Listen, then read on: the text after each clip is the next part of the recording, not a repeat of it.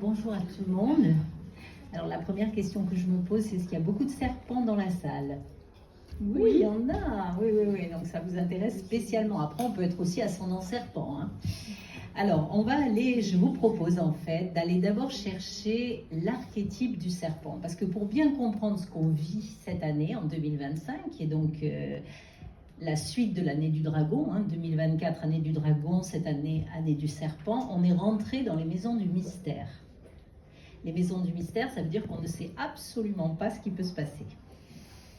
Alors ça, c'est une première constatation. Et puis, je vais essayer de vous faire un peu voyager jusqu'à l'archétype du serpent, parce que le serpent, c'est quelque chose qui est commun à toute l'humanité, à absolument toutes les religions, toutes les philosophies, toutes les traditions. Donc on va essayer d'aller décrypter ce serpent. Vous verrez, c'est intéressant, parce que ça nous permet quand même peut-être de mieux nous situer dans cette année 2025. Alors déjà, qui je suis ? Alors, je m'appelle Marina Kner, mon nom d'écrivain est Marina Keren. Je suis depuis 23 ans dans le développement personnel, ça commence à faire un bail.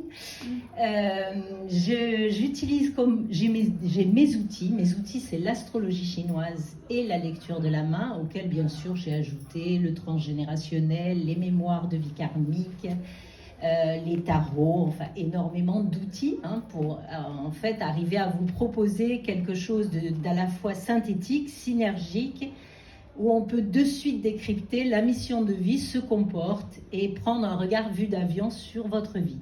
Alors je fais suivre ce travail de soins énergétiques, et ces soins énergétiques ont donné lieu à un livre dans lequel on se rend compte que dès qu'un corps est allongé, il se passe énormément de choses, énormément de mémoires qui peuvent sortir de ce corps. Donc on n'est pas qu'un corps physique et qu'un corps émotionnel, on est immensément plus large. Alors je vous parlerai un petit peu de mes livres après. On va revenir tout doucement au serpent. Alors où sommes-nous déjà? Dans le cycle temporel, on est à la fin du Kali Yuga. Alors, pour certains, on est déjà un peu sorti du Kali Yuga, mais enfin, je pense qu'on est encore un peu dedans. Le Kali Yuga, dans les cycles indiens, c'est l'âge sombre, c'est l'âge noir.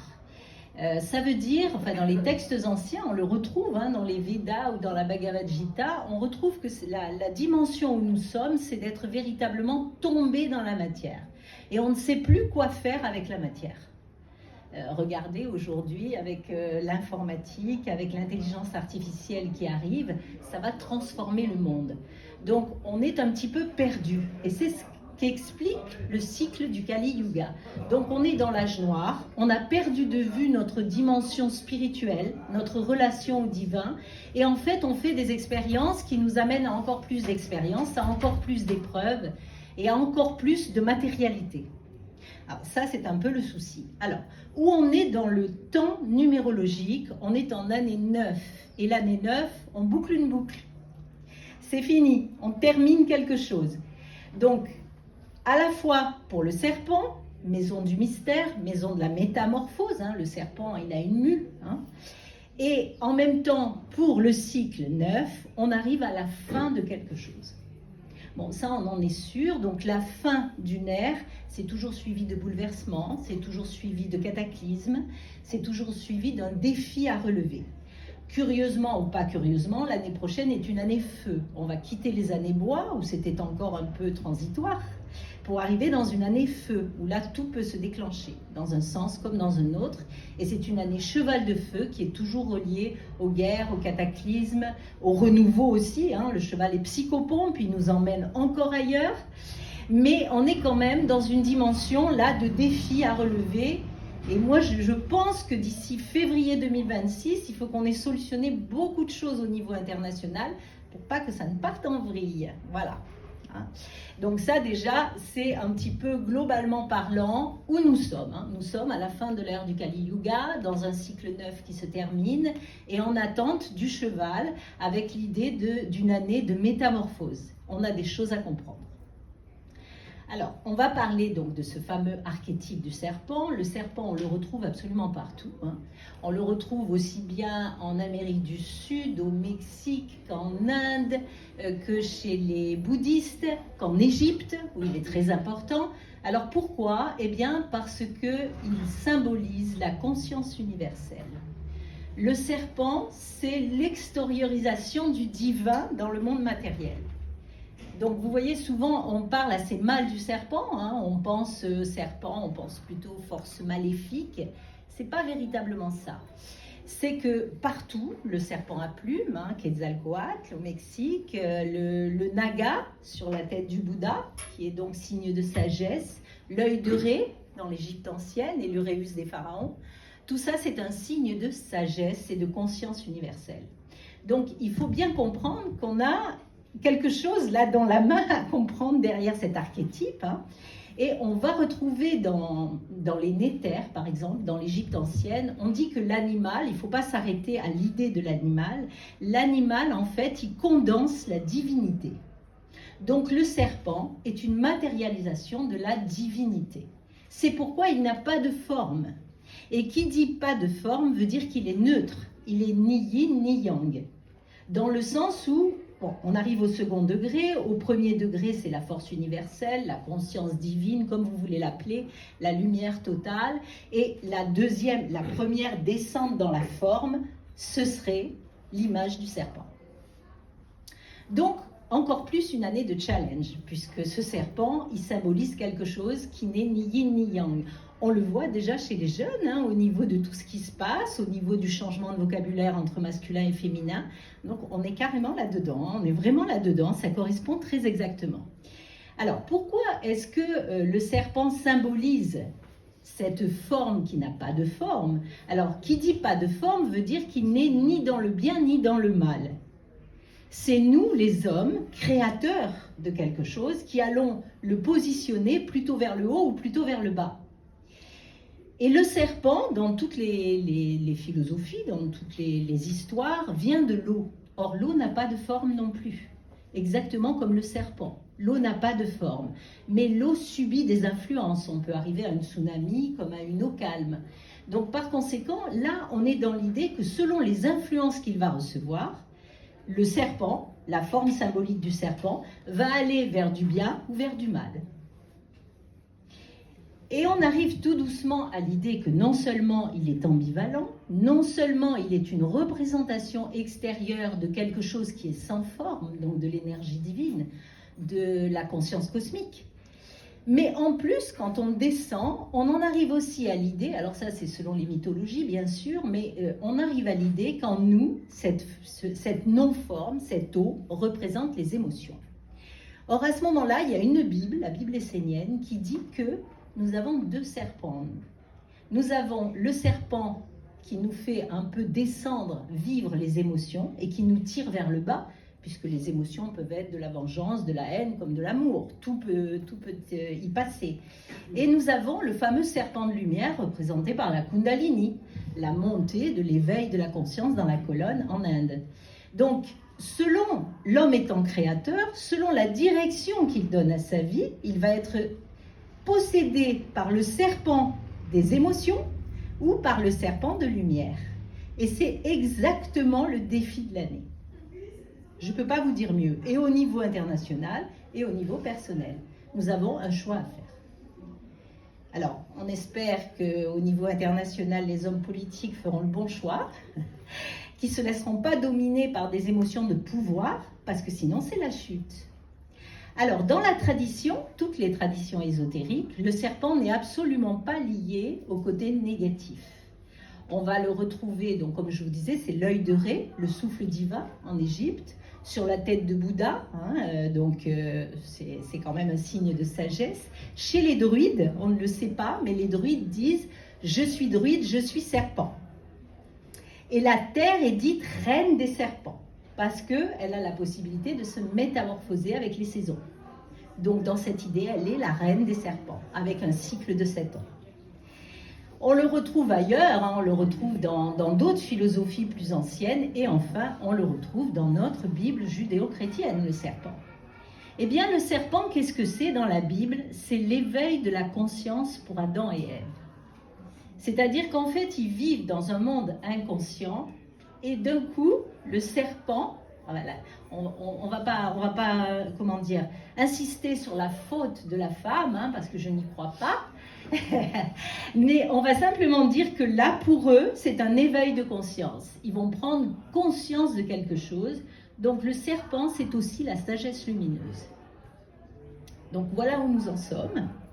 Nous sommes exactement dans un choix à faire entre un serpent qu'on va relier aux émotions, au pouvoir, à l'ambition, à la vengeance qui se passe entre les hommes politiques en ce moment, c'est tout à fait ça, ou au contraire, donner l'accent, donner la possibilité à une sagesse lumineuse, à un serpent d'éveil, à une montée de conscience, et c'est à elle qu'on peut donner le pouvoir. Donc c'est vraiment le choix.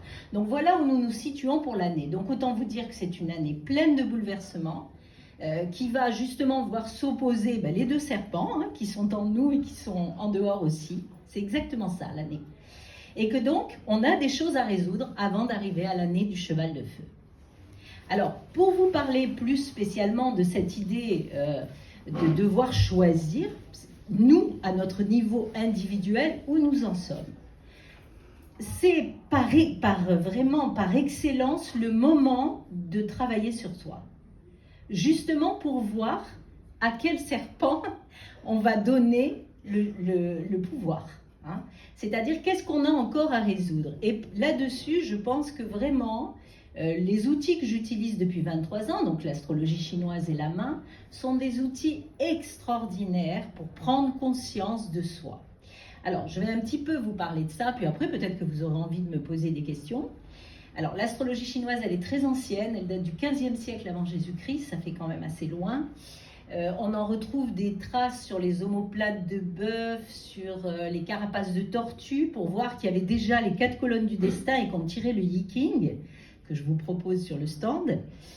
Je vous en parlerai un petit peu après. Donc, cette astrologie, elle est basée sur 4 images. C'est pourquoi elle est tellement percutante, c'est-à-dire que c'est un petit peu comme si j'ouvrais un poste de télévision et je vous vois à travers 4 images. Mais il ne faut pas s'y tromper, ces images portent tout. Aussi bien le transgénérationnel que votre potentiel, que ce que vous avez à faire. Et vos dons aussi. Donc ça, c'est la force de l'astrologie chinoise, de pouvoir vous cibler en 4 images. Après, il y a énormément de choses qui s'y ajoutent, parce qu'on pense toujours les animaux, mais ce n'est pas les animaux, le thème, c'est les 4 colonnes. Vont s'y ajouter un travail sur le transgénérationnel, un travail sur les constellations, on va vous donner vos jours de chance, vos couleurs, vos fleurs, votre diététique. On va aller regarder aussi les organes, puisque pour la médecine chinoise, derrière les organes se cache l'esprit, c'est-à-dire le psychisme. Le foie est associé à la colère, le cœur est associé à l'amour ou à la vengeance. Donc, dans le pourcentage qu'on a dans le thème de naissance, on va savoir comment vous fonctionnez et où les organes risquent d'être impactés aussi. Donc, d'autant plus libérés avec un travail sur les émotions. Donc ça, c'est vraiment une très grosse base de données, l'astrologie chinoise, auquel j'ajoute numérologie, recherche de vie antérieure, travail en langue des oiseaux sur le nom et le prénom. Voilà, je vous propose quand même quelque chose d'assez large pour vous comprendre. Et s'y ajoute aussi un grand cadran du cycle de la vie, dans lequel on va essayer de voir où vous en êtes par rapport aux éléments. Et puis, bien sûr, il y a le travail de chaque année qui est ce qu'on appelle le carré magique des 9 étoiles, c'est-à-dire comment couler avec la rivière de la vie. Alors, ce que vous connaissez de l'astrologie chinoise, c'est plutôt les animaux qui n'arrivent que beaucoup plus tard, au IVe siècle après Jésus-Christ. Et les animaux nous viennent probablement de Perse. Vous savez, il y a des relations entre les mythologies babyloniennes, la Bible, la Chine. Il y a énormément de relations. On retrouve les mêmes histoires, les mêmes légendes, aussi bien sur le déluge que sur beaucoup d'autres choses. Et donc, dans les animaux, qui sont au nombre de 12, donc rat, buffle, tigre, lièvre, dragon, serpent, cheval, chèvre, singe, coq, chien et le cochon, le sanglier, le dernier, celui de la maison. Donc nous sommes rat, buffle, tigre, dragon, serpent, au 5e chiffre. Le 5, c'est l'aventure aussi, donc voilà. Ça signe beaucoup de choses pour l'année, ça c'est certain. L'aventure, la nouveauté, le défi, le déséquilibre, tout y est. Et donc les animaux s'ajoutent d'une façon très fine à l'astrologie, au thème en fait. C'est très percutant aussi dans le sens où les animaux montrent quelle entente on a immédiate avec la personne en face de nous ou pas. Par exemple, dans la Chine ancienne, quand il y avait la signature d'un contrat de plusieurs millions d'euros, on allait s'enquérir du signe de chacun. Et quand on savait par exemple que c'était deux signes opposés, genre le rat et le chien, on invitait un troisième pour que la signature ait lieu. C'était pareil pour préparer les mariages, les enterrements, etc. Moi, j'avais un maître de chinois qui me disait, bon, il a très longtemps vécu en Chine, et il me disait qu'une fois, il voulait aller à l'enterrement d'un de ses meilleurs amis, donc qui était chinois, et donc il s'était préparé pour y aller. Et puis, toute la famille est venue le voir et lui a dit, Monsieur de Kermadec, restez où vous êtes. Il a dit, et pourquoi? Il lui a dit, parce qu'au niveau géomantique, le fait que vous veniez là, à côté de la tombe, ça va nuire aux défunts. Donc, restez chez vous, priez, mais restez chez vous. Donc, vous voyez à quel point c'est quand même encore utilisé. Par exemple, les enfants naturels, vraiment, j'ai connu le cas de quelqu'un comme ça, quand elle avait un signe qui s'opposait à la famille, si elle était par exemple d'une famille royale, eh ben, on l'abandonnait et on ne la laissait pas venir au cas où elle viendrait finalement être négative pour la famille royale. Donc on préférait abandonner l'enfant ou la placer chez quelqu'un d'autre, mais qu'elle ne vienne pas finalement ruiner ou porter malchance à la famille. Donc ça allait quand même très loin. Donc les animaux, c'est vraiment une part extrêmement subtile. Alors il y a aussi un ascendant en astrologie chinoise. Il y a le signe principal et un compagnon de route. Et puis il y a deux autres têtes. En fait, on a 4 têtes qui sont en rapport avec toutes les parts de nous-mêmes, c'est-à-dire le masculin, le féminin, le social, le travail et l'intime de soi. Par exemple, si vous rencontrez un oriental, il vous donnera son premier signe, mais jamais son compagnon de route, parce que ce serait tout connaître de lui. Donc il ne vous le dira pas. Tandis que vous allez dire, je sais pas, je suis bélier, ascendant poisson. Ben, jamais en Orient, on ne fera pas ça. On dira bélier, mais pas l'ascendant. Voilà, l'ascendant, non, caché, reste caché, parce que c'est l'intime de soi. Donc ça voudrait dire qu'on sait énormément de choses sur vous. Donc c'est permettre aussi de connaître ses faiblesses, quelque part. Donc ça, c'est un petit peu, si vous voulez, l'astrologie, qui est vraiment l'astrologie chinoise. Alors on me dit souvent, oui, mais par rapport aux autres astrologies, la babylonienne, l'indienne, la maya, qu'est-ce que ça apporte de plus? C'est une astrologie synergique, percutante, et qui permet à travers 4 images de tout savoir sur vous et de vous aider surtout à travailler avec vos colonnes. Moi, j'avais donc ce fameux maître de chinois qui disait connaître son thème est un geste chargé de sens qui s'inscrit dans l'espace d'une manière visible, et non seulement il faut le connaître, mais encore il faut le rejouer. C'est-à-dire que rien n'est perdu. Le connaître, c'est se réapproprier les choses. Exactement comme en physique quantique, vous savez, l'histoire de l'observateur qui modifie la chose observée. C'est exactement pareil. Aller voir son thème, c'est se réapproprier son thème, ses faiblesses, ses forces, et le rejouer. D'où l'intérêt. Un thème, c'est jamais fini, en fait. C'est ça. On nous donne ce bagage et ce cadeau aussi à la naissance, mais le comprendre et le connaître va nous permettre de travailler avec, de le rejouer pour cette vie et certainement pour préparer les autres aussi. Donc voilà un petit peu pour l'astrologie chinoise. Alors la main, ça a surtout été l'apanage de l'Inde. En Inde, celui qui lisait les mains était un véritable prophète sur la place, un médecin qui pouvait vous soigner et vous dire votre longévité. Donc c'est écrit ça dans les vieux textes indiens. Pareil chez les Arabes, on l'appelait l'Ilmulkaf, c'était le prophète reconnu, il était plus renommé qu'un médecin. Pour nous, en Occident, la main, ça a été très longtemps caché. En fait, figurez-vous que c'est un petit surdoué qui nous l'a ramené, c'est Alexandre le Grand. Alexandre le Grand s'est intéressé aux mains et l'a ramené dans le bassin méditerranéen via la Grèce. Et à ce moment-là, la religion a tout caché, c'est-à-dire que ça a été brûlé. Tous les textes ont été brûlés. Tous les textes ont été brûlés, autodafés, etc. Donc, on n'a rien eu jusqu'au XVe siècle en Occident sur les mains. Et puis là, il y a un Italien qui est revenu un petit peu à la clé, et qui a dit si, il y a des choses à comprendre, la main est en rapport avec le cerveau, il y a vraiment des choses à entendre sur la main et il faut étudier les mains.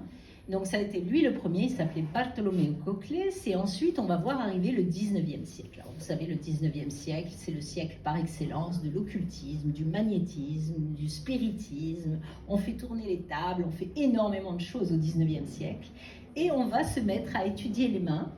Donc c'est deux messieurs en fait qui étudient les mains les premiers et qui les classifient, c'est-à-dire les formes de doigts. Ils vont classifier les formes de doigts.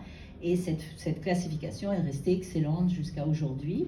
Et puis le 20e, les mains, c'est pas encore très connu. C'est pourquoi je vous propose un atelier très promotionnel le 26 avril pour vous apprendre un petit peu à décrypter les mains, le triptyque des mains, le trépied d'équilibre, les formes de doigts. Donc voilà, ça sera le 26 avril dans l'après-midi.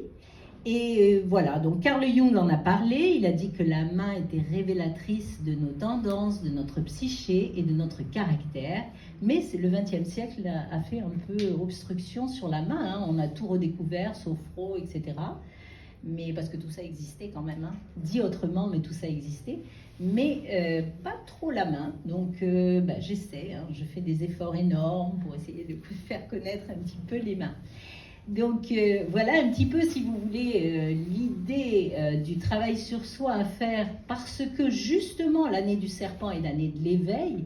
Pensez que le serpent qui n'a pas de forme, finalement, il mue, donc il est aussi le signe de la métamorphose. Donc métamorphose pour chacun d'entre nous, pour faire bouger un peu les lignes de ce monde, si tant est que ce soit encore possible, mais j'espère. Et c'est aussi, bien sûr, ça a été repris sur le caducée. Le caducée, le serpent du caducée, c'est Hermès Trismégiste, ça nous vient de la Grèce et puis de l'Égypte ancienne. Donc vraiment, toutes les mythologies, tous les archétypes tournent autour du serpent, qui est une représentation en forme du sans forme, et qui signifie aller au-delà de la polarité, aller au-delà du bien et du mal, aller au-delà du yin et du yang. Et sincèrement, je trouve qu'il y a beaucoup de choses qui vont dans ce sens aujourd'hui.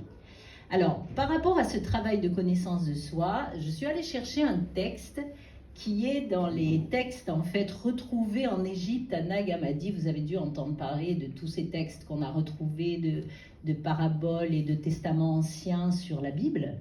Parce qu'en fait, la Bible, il faut aller un peu creuser pour trouver véritablement le sens des choses.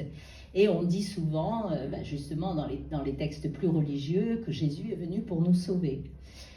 Et dans la Bible ancienne, découverte en 1945, donc des textes coptes, il est écrit que Jésus avait dit « Je ne suis pas venu pour vous sauver, mais pour vous rappeler qui vous êtes. » C'est-à-dire votre lien avec la sagesse lumineuse, votre lien avec l'éveil, votre lien avec le divin. Voilà ce que je voulais vous dire sur l'astrologie, le serpent, et puis j'espère que vous allez avoir plein de questions à me poser. Allez-y.